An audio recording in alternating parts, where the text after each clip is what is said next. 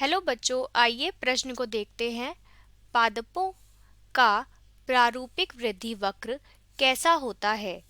ए sigma रूपी, B रेखीय, सी सोपानपद आकारित, D परवलयिक। आइए इस प्रश्न की मुख्य अवधारणा देखते हैं।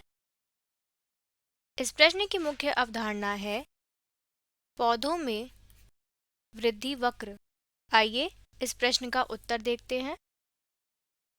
पौधों में वृद्धि सामान्यतः 3 चरणों में होती है। पहला चरण प्रारंभिक अवस्था।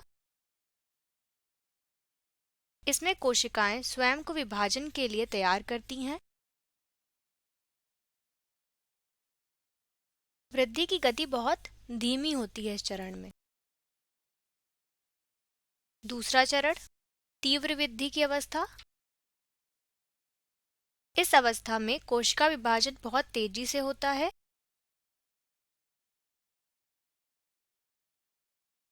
कोशिकाएं संख्या में वृद्धि करती हैं। तीसरी अवस्था स्थिर वृद्धि अवस्था या फिर स्थिर अवस्था। इस अवस्था में पोषक तत्व सीमित होते हैं, जिसके कारण नई बनने वाली कोशिकाओं की संख्या मरने वाली कोशिकाओं के बराबर होती है। अगर हम इसका एक आरेख बनाएंगे तो हमें कुछ इस प्रकार का मिलेगा।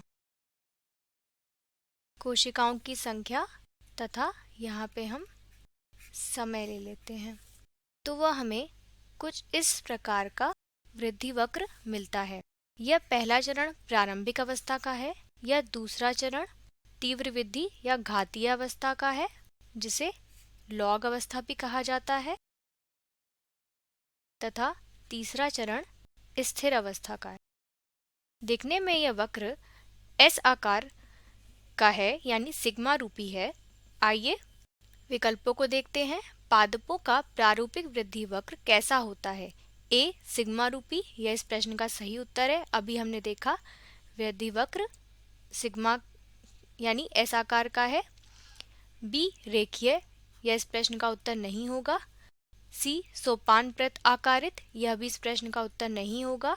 डी परवलयिक, यह भी इस प्रश्न का उत्तर नहीं होगा।